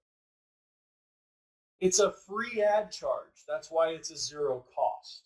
So it shows up in this list because it has a zero price. So you can ignore that. If it's free, you don't have to put a price on it. How much is silicone? Well, you don't know what silicone is because you've never looked at our catalog part. The default for silicone is 17 lineal feet of caulking. Now that does not mean we know whether that's a tube, a sausage tub, a vat, a drum, or whether you're doing 1/4 inch beads, 1/2 inch beads, 3/8 inch beads. It's 17 lineal feet of caulking. So if I have a perimeter of 17 feet, I pick up 1 tube. If I have a perimeter inside of 17 feet and a perimeter outside of 17 feet, I pick up 2 tubes or sausages or whatever they are supposed to be. How much is 17 lineal feet of caulking is really what we're asking you here.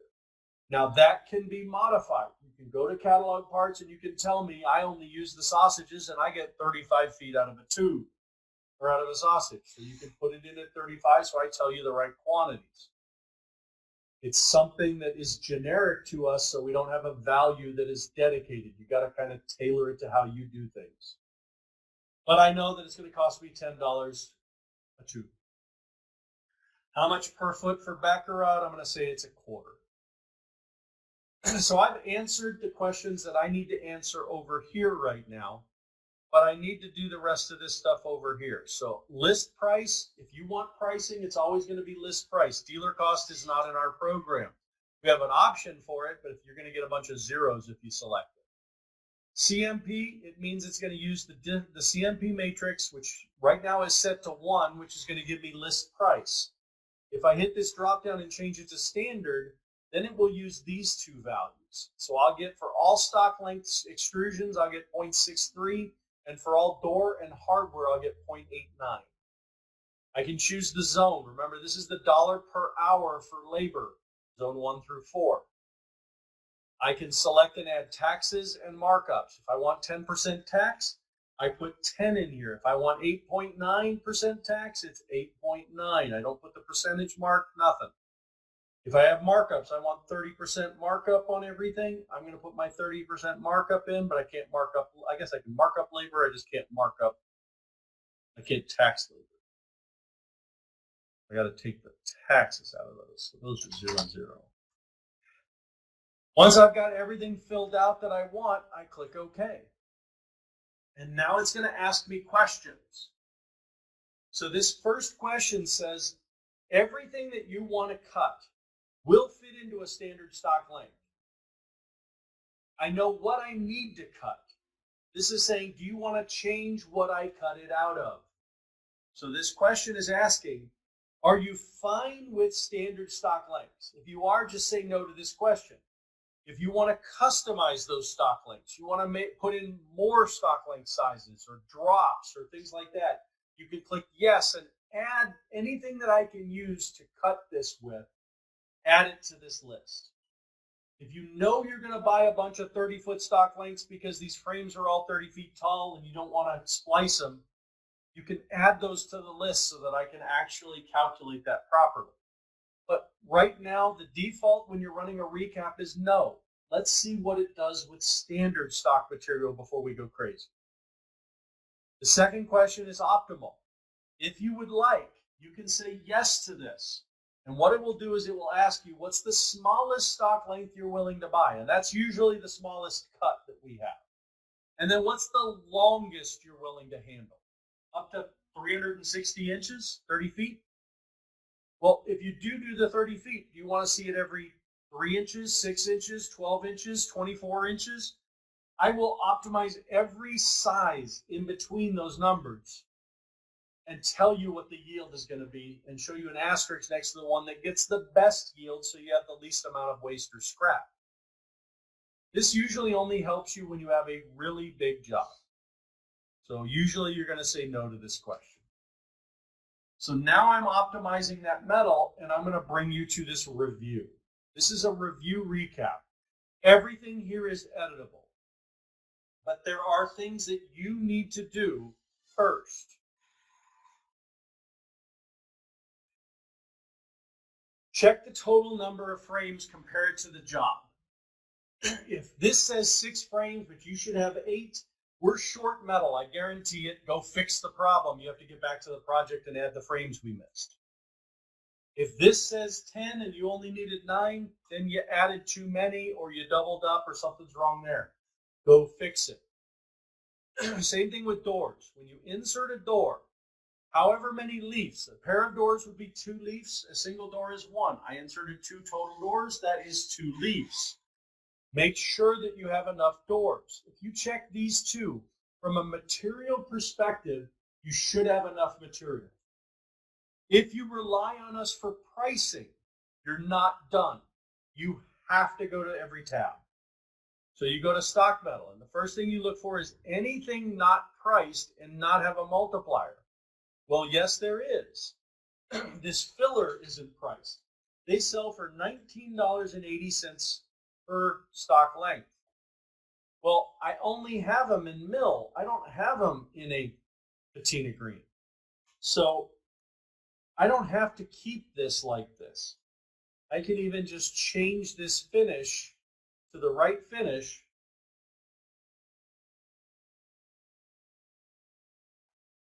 and price it properly. Now, I still have to go correct this in my project. I still have to go and make a change because it still thinks that I need to cut a bunch of these. It still thinks that I need one that's patina green. I can go to the stock lengths. I can even change these quantities if I want. If I disagree or I know I'm not going to cut it the same way our optimizer just optimized it, I might want to fudge my numbers a little bit and have a little extra material show up at the shop. Same thing with my hardware. I can come in here and I can tweak these numbers. My guy in the field, every time he picks up a screw, he drops 2. So I'm going to pick up an extra 2 boxes of screws here.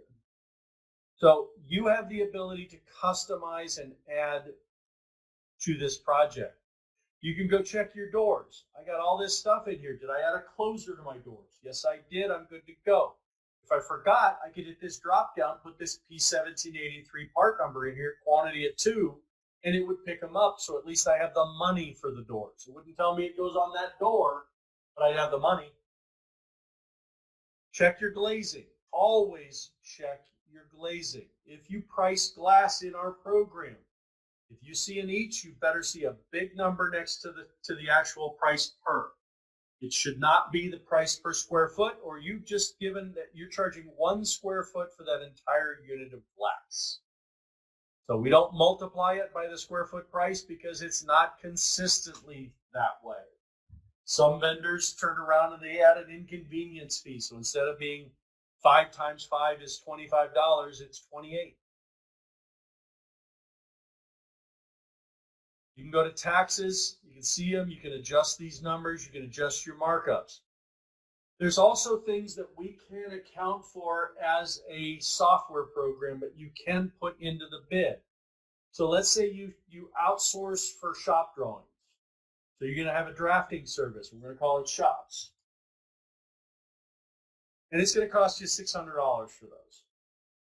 Oh, and I got to rent some scaffolding because I got to put this stuff up.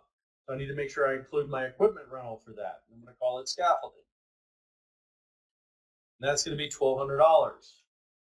We got to rent a glass boom lift. Is whatever that you have to pay for that isn't included in elevation and frames and stuff that you want to make sure that you've added to the bid to compensate yourself for. You can put that in here freehand. Once everything's been selected, now I can click the OK button. But once I click OK, this is no longer an editable field. This is now reports. I can view the reports, I can print them, I can export them, I can take the data from these reports and throw them out in columnar format using a data export. A tube light, I can even fill out their easy estimate client form. You need a blank copy in our directory with your information in it. If it's there and you click this button, I will populate it for you, all the different lines of that spreadsheet. Now, I want to take a look at 3 of these reports. You choose which ones are important to you, but I really like looking at these 3 every single time with customers. It gives them information that they may not realize they want or need. So when I deal with my bid recap, the first thing I look at is all stock length material down. That's what's totaled in your grand total numbers. But we give you another piece of information. We give you the cut metal. Cut metal is what you're going to use on the job. Stock length metal is what you have to buy. The difference between these 2 numbers is what is going to be left over in drops and scrap. Now, this is a very small number. This is literally $1,000. I'm not going to be able to do much better than that. Very small job. If I had a custom stock length, maybe I could get rid of a couple of these. But doing so might cost me $1,500 per stock length or per part number run those custom stock lengths. It's just not worth it for the savings. So we just take what's left over and eat that difference. But when you see a dramatic number, I've seen differences of $300,000 or $400,000 in these numbers.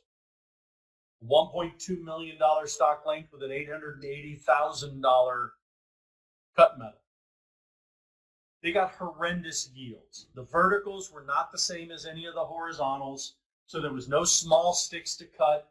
All the verticals were too tall to get two cuts out of, so there was a lot of big drops left over. But the nice thing about that is we have a drop list that tells you everything that's left over. And you can look at that list and say, oh, wait, if this says I've got 75 10-foot drops, well, you could buy 75 stock lengths of sticks that are 10 foot shorter, and you won't have that problem. Or maybe figuring out that if I buy enough to get 2 cuts of that length out of a single stick. So instead of buying 14 footers, I'm going to buy 34 footers and cut them to size. And that will give me better yield. So there are different ways. It's just going to give you information. But you might be able to figure out from here what the best stock length is to buy versus going through that other option. But I always tell you, always look at this report, the stock length usage report. The first thing I want you to look at, this is the important number, this length. That is what we expect to see as usable material for this project. If you don't have 289 after you take those 2 trims, the optimization is worthless. We may have just over-optimized your metal. So pay attention to the length. If you know you buy 288 and you only get 289, this number should never say 289. Now with tube light, I get 291, and I take 2 inches off, that gets me 289. I'm happy with this number. Now the other things I like to look at is the yield percentages. And I'm not just fixated on the 35% yields because I can't do anything about the fact I used a corner post in one spot. They sell them in 24-foot stock lengths. I'm going to have extra. But I also want to pay attention to the high yield numbers. This E14104 is a 95.8% yield, which means I'm not going to have anything left over. It's going to be little tiny pieces. So this is a painted finish.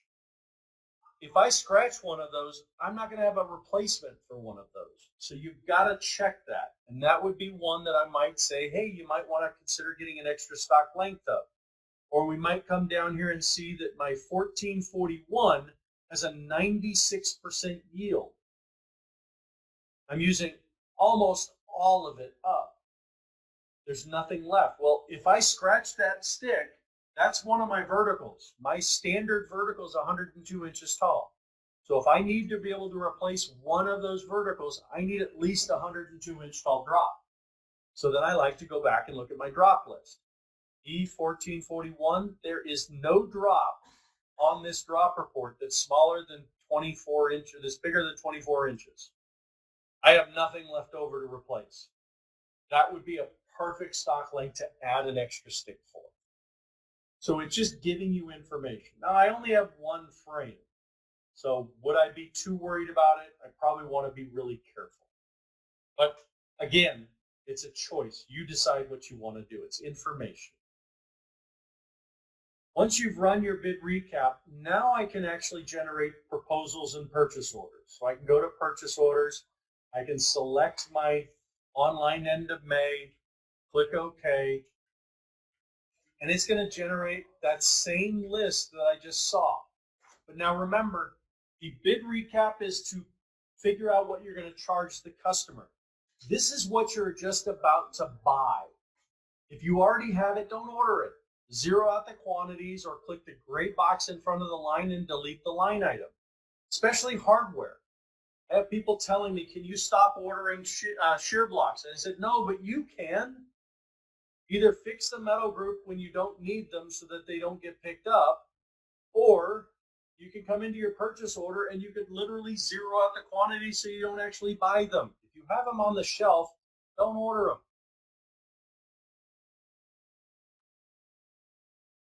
Once you've done this, you click the OK button. Now I need a unique purchase order for every vendor. So I'm going to put a 1 here. I'm going to put a 2 in the next one, and then possibly a 3 in the next one. I think that's it. And now I'll have purchase orders and bid requests. So bid requests are going to be the information you can send over without pricing, so you can see what they might give you a better deal. One thing to pay attention to on purchase orders is, and bid requests for glass, is that we're using the description on this and not the name of the glass. This matters. The name of the glass can trigger things like the color we shaded in the graphics editor. Doesn't have to be the same color that you have in the description. So if I wanted it to stand out like a sore thumb, I might make the glass purple. But I'm not going to buy purple, I want to buy bronze. And so I can put the description to be the bronze glass that I want. The bid request is that same information without a price, so you can send it over and get a bid for it. Same thing with your metal vendor, bid request and purchase order, and then everything else you have to buy. If I had a vendor of other, it's going to give me this list. If I had made other vendors and I had parts in this job, there would be more pages in this list. That I would have a vendor sheet for, I would have a separate report or separate list in here for every other vendor that's in this list. So I could add Assa Abloy or Hager or Schlage or Granger, and I could put parts that are already in our program. I could copy that closer, and I could give it the Hager name or the Schlage name or the Assa Abloy part number, and I could put their pricing on it and put them as the vendor and select them now from the drop down, and it will price them through them and put it on their own purchase order.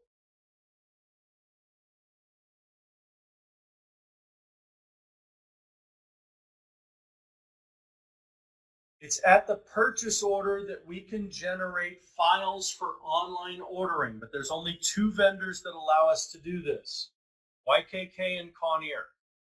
Conair only works out of Partner Pack, so you must use Partner Pack Studio for Conair Direct. YKK, you're going to get another button here that you have to click in order to be able to save an XML file that you can upload to YKK. All the other vendors have refused to give us the format for their online system. So you have to go in and you have to manually key it from the purchase order.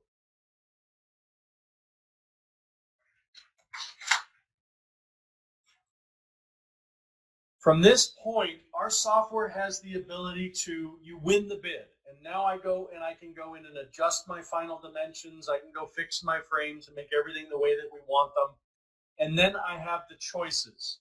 Our software works whether you are a person working out of the back of your pickup with a chop saw and a flatbed, or if you have a giant shop with a CNC machine. The difference is sometimes some data you're going to want as a report, others you're going to want to see file formats that you can feed the machines with. So optimization allows us to do exactly what we did with the bid recap, but without pricing. It's looking at just how do I cut this up to match what I just did in the bid recap. So when I run metal optimization and select my frames, it asks me those same 2 questions. But this is now a good point in which maybe I do want to add the drops I have in the shop to try to use those up so that I'm not using all the stock lengths. But it's going to re-optimize this list and allow me to add additional drops. I can even add drops into the drop list database over here. And then I could come in here and click on add all available matching drops, and it'll look through this list for any of these product codes with this finish that fits the sizes I'm looking for. It'll bring them in. Now, if I leave this box checked, if the optimizer says, yes, I can use it, it will pull that out of the drop list and then put it into your cut list to be used. If it didn't use it, it would leave it there. If I uncheck this, it'll leave it there even if it thinks it can use it. So it's something that you would then maintain the drop list. We click OK, and it's going to ask us those same two questions. You're always going to say no to the optimal when you're running optimization because you should already know the stock lengths that you're going to need. Allocate material from inventory. Now, we have an inventory option here, but it's really just a basic inventory tracker for the stuff you stock. If you say yes to this, and I have a stock list of all these parts that you have on the shelf, what I will do is I will take quantities from those stock, I will reduce it by the number this job needs, and I will put new line items reserving the numbers for this job in that inventory list. So if one of the reasons people ask us is fillers. I stock 400 of them on the shelf, but I've got 15 different estimators who all think that those 400 are for them. Well, when I run the job and I start cutting things up, now there's only 150 left out there. Well, my next job needs 200, but I thought there was 400 on the shelf, so I am now 50 short. And then I got 13 more optimizers or estimators who are doing the same thing. So this allows me to reserve that material so I know what is truly in the general population versus reserved for a specific job. Now, I didn't put anything up in inventory, so I'm going to say no, and it's not going to do anything there. Your optimization reports gives you cut lists, cutting instructions, drop lists, sheet labels, and stock length usage. So the cut list is everything you should have when you're done cutting. This is not the way you're supposed to cut it up. If you cut it this way, you're going to be short metal. It's just because this is longest to shortest, and that's never the better yield. Your cutting instructions will tell you how to cut it. So it'll tell you to go get me a stock length and cut all these parts out of it. You got 12 inches left on this stick. And it's going to say cut these off. You got 15/16 of an inch left on that one. You cut this off, I got 121 inch drop left. And then we go to the next stock length, and it is going to cut this pattern, but I need 2 of them. Because it's not going to list both patterns one right after the other, it says a multiple of 2. It won't tell me where any of those cuts go on this report. Now again, there's a checkbox under the Tools Options General that says Combine Patterns in Optimization. If you uncheck that box and hit Save, this would list those 2 patterns one right after the other with all the information for where they go. Just going to use up more paper. So not as efficient, if you will. But every single list, here's 15/16 left. Here's 5 inches left. Here's 3/8 of an inch left. 2 full stock lengths. There's only 3/8 of an inch left over after we're done. So if I don't have 289 of usable material, I might be in serious trouble with this one.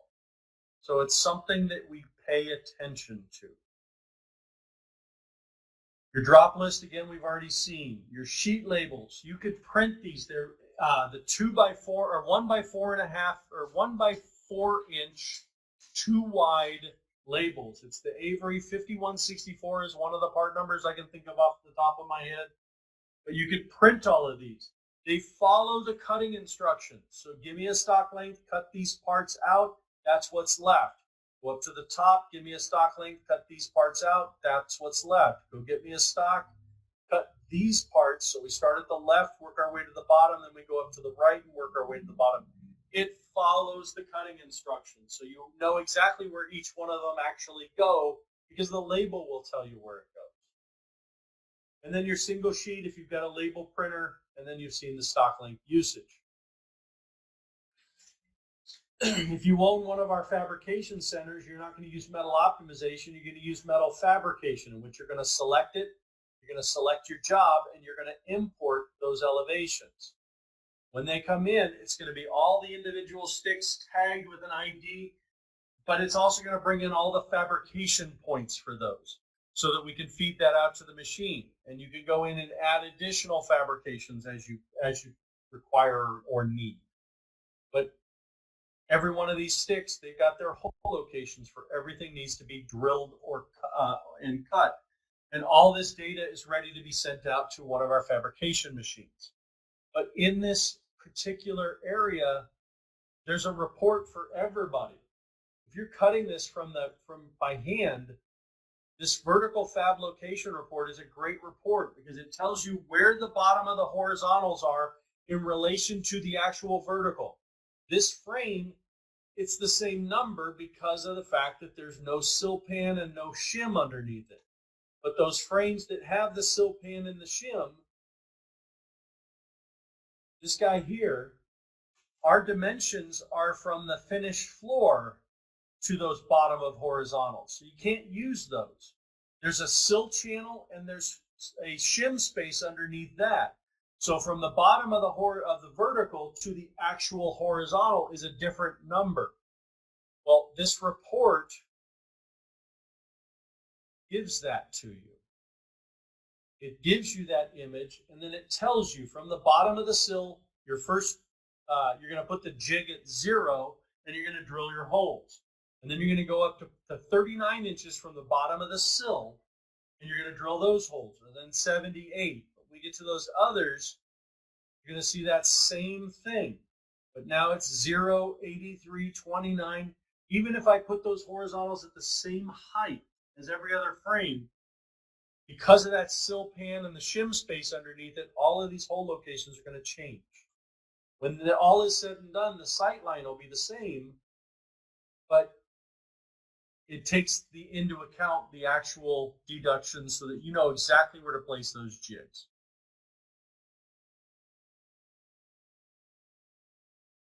Glass fabrication is the ability to generate a glass report. If I import this project, it's going to bring in and it's going to tag all of my glass. It'll put GL1 through GL whatever on every single piece of glass. I can tag it per project, so all the same glass types with the same sizes can have the same GL tag. Or I can tag it per frame, where if they're the same exact glass type and size on a single frame, I can tag them together. In this circumstance, we tag the entire project together, so the varies shows up because it doesn't matter. As long as we've got this size, it goes in these openings. If you change this to per project, we would tell you what the frame set and frame name is for the elevation.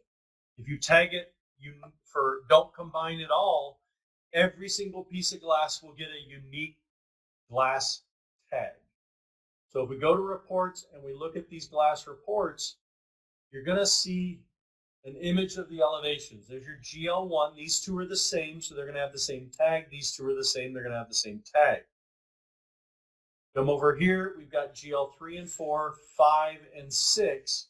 But when we go to the next one, it's 3 and 4, 5 and 6 again, because they're exactly the same glass as the previous frame, just the other direction. I could have tagged this per frame, where these would have had their own unique identifiers. So again, under the general settings, you can control this and just remerge, and it will readjust all of these tags. So you know exactly where this glass goes. You even get a report telling you the fabrication configuration of the glass. Now, some of the rectangles, it's really straightforward and simple, but if this was a shaped piece of glass, there's a lot of good information that shows up on this report. So when you're dealing with shapes, this is a really, really good report to run. And then, of course, this is the same information as that previous, just doesn't have the pictures. So it saves a little bit of paper. This is just data. You decide what you want. But again, our program is open. Under catalog parts, you have the ability to manipulate the catalog parts we have, but you also have the ability to make your own. So inside here, you've got a lot of generic stuff. We've got 1-inch glass. So when I go and search, and I search for 1, I find 1-inch glass. I'm always going to tell you, if you don't have to recreate the wheel, don't. Find something that's similar to what you want and copy it, and then make it your own. So I copied a piece of 1-inch clear tempered glass just by clicking this copy button. And then I gave it a name and a description. And that name was 1-inch Solar Bond 70 low E tempered orange for the name. But my description says 1-inch Solar Bond 70 low E tempered glass, 1/4-inch bronze over 1/4-inch clear. And this thing can go on. I can have up to 256 characters here. Argon gas, 0.22 thermal ballistic lamination. Whatever you want to put in there, this will show up. And when I use this glass in a project, it's going to display the glass in a purple hue. It's going to come on the printer drawings with that same hue. But when I run the purchase orders, it's going to list what I see here in the description, which doesn't have anything to do with purple. So that's why we did that. What we're looking for, if you want the finish, if you want a particular glass shade to show up in the graphics editor, it's got to have the color in the name. So we've got bronze, clear, gray, brown, green, blue. Gray with an A, gray with an E will work. We have clear, we have blue, we have green, we have blue-green. But we had customers that wanted the glass to stand out like a sore thumb. So we also added yellow and red and orange and purple so that you can have these wild, weird colors. Now, again, all I have to do to make one is copy it. So I can select a piece of glass and hit copy. And I can change the name. So if I wanted this to be a piece of Solar Bond 90, low E tempered orange, I can do that. And then I would just simply change that, change the description to what I want. Glass, you must change the name and the description to something unique. Everything else, the real parameters are here under glazing design parameters telling us the thickness of the glass. This says 1 inch. If I'm putting a 1/4 inch piece of glass in a 1 inch system because the thickness says 1/4 inch, it will pick up a glazing adapter. If I didn't want the glazing adapter, either put 1 inch glass in there or fix the glass that you built because it's not 1 inch in our system. The name says 1 inch, that does not mean it's 1 inch. The parameters override anything in the name. So these parameters have to match what I want. I can put pricing in here. I can put the square foot pricing and my minimum price, the price per unit. But again, if I've got 400 pieces of glass, I'm probably not going to want to update that however many times they change price for glass. So a lot of times I just like keeping the cost of the glass handy so I can key it in on the recaps. But if you want to, you can absolutely select every different type of piece of glass that you want to make, and you can put the pricing on there. You can also specify who you buy it from. So if you create a vendor for Cardinal or PPG or Guardian, and you build these pieces of glass, you can select that vendor. And now when I use this glass, it will show up on their purchase order.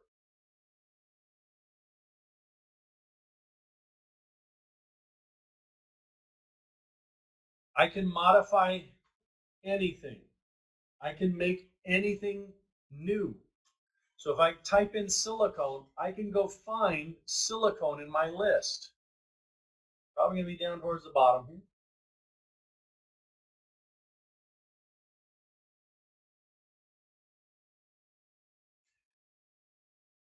Sealant parameters say 12 feet of caulking. If I buy it in the tube or the sausage or the tub or the vat or the drum, whatever you buy, how many feet can you get out of it for your standard caulking bead? That's what you put in here. And whenever you use this, we're going to divide whatever the inches around the interior and exterior perimeter, and we're going to apply we're going to apply that value divided by this to figure out how many tubes or sausages or tubs or vats or drums. But I can select this part and I can copy it and I can give it any name I want. So if I wanted to call this silicone 20-ounce sausage, copy it and paste that there.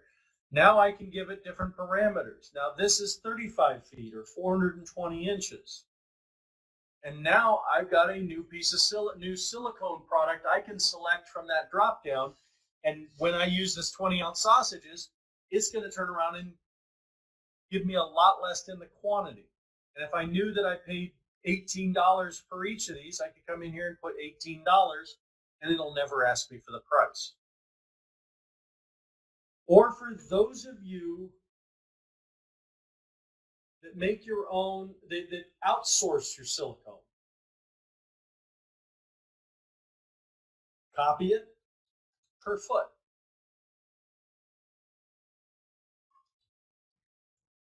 Parameters, 12 inches. My guy charges me $4.50 per foot. Now, whenever I put silicone per foot in there, every single foot, it's going to pick up a unit. And every single unit that it picks up, it's going to pick up $4.50 for me. So I never have to touch it. I now have my outsource guy paid. So you can utilize this to create anything. You want to go make a closer. I always tell you, find one that's already in the list. This glass shows up in the drop-down list because the keywords on it tell us to put it in that drop-down. If you copy one that's already there, it already has the keywords we need. So all I need to change is the name and the description and the price and those other things. Copy something similar. So if I type in Hager and I see a Hager 5300 surface closer, I can copy this. I can give it the Asa Abloy part number. I can give it the Asa Abloy description. I can change the tube light vendor to Asa Abloy. I can change section, which is my multiplier section, to section not defined, so it just uses my price and not tries to discount it off of a particular price. And then I can come down here to my part pricing and put in Asa Abloy's price for these guys. So maybe instead of being 103, this is going to be, $89. And I could even put all the different finishes that I can buy it in. Since this isn't going through tube light, I don't necessarily want to do a multiplier off of it. So I could go put the specific finish and put in a price, and it would pull those through. And again, all I had to do is change the name. So I could put in, maybe this is called AA-1783. Now, I don't have Asa Abloy in this list, so what I could do is select Other for right now, and hit Save. Now, if I want to, I can go to Vendors, and I can add Asa Abloy. If you add something to the databases, in order to guarantee that it will show up in those drop-downs, close and reopen the program. We're simply going to hit the X to close it, and then we're going to start her back up again.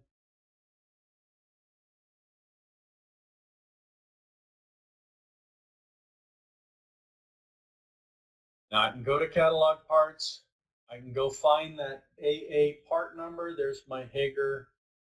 I can change Other to Asa Abloy. And now I've specified a specific vendor. But because these keywords are here, they will show up in the closer drop-downs for my doors. This can be done for everything. If you want to make your own custom extrusions, you can. Well, the first step is, what are you trying to do? I want to make a pressure bar. So find an existing pressure bar. So let's call the E24TV, E4TV. 24. This is a 2.5-inch standard pressure bar.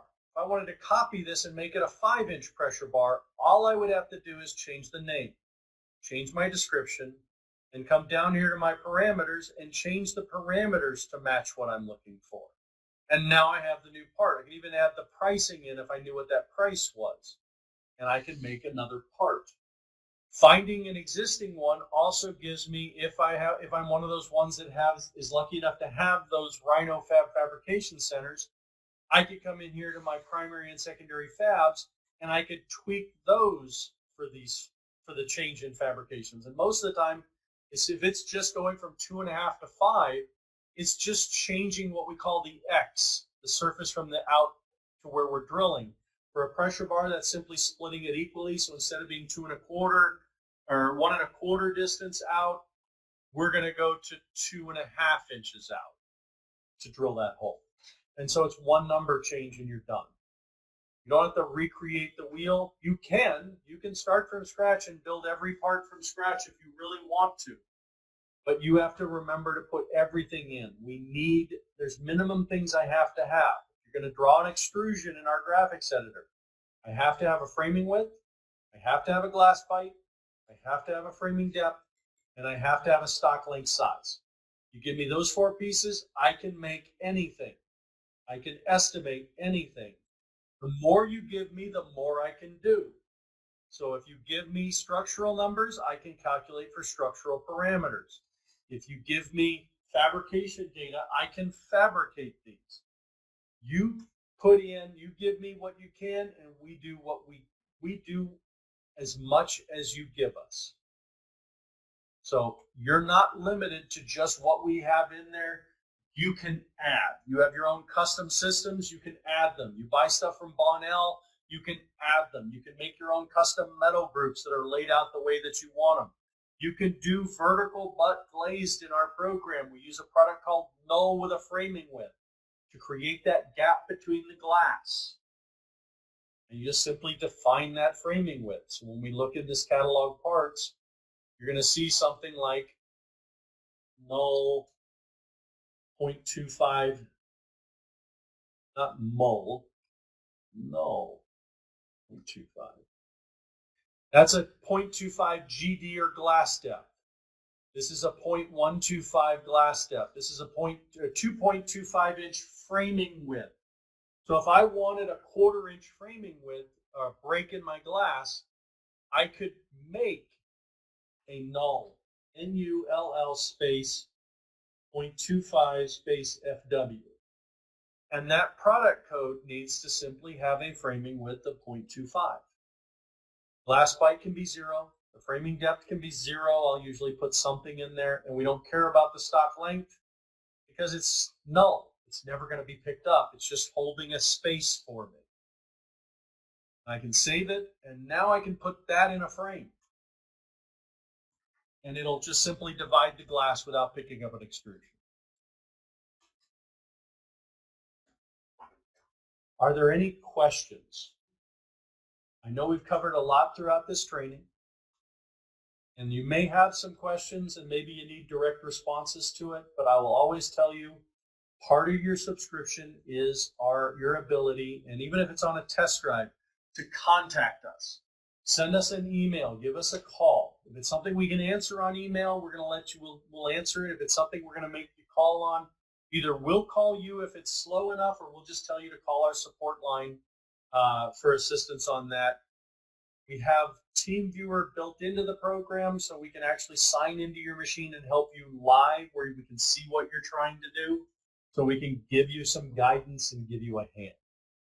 That's all part of that subscription price that your company pays for our software. The main reason is to keep the software fresh, but we also want to keep the support line available when you guys have questions, and we know you will.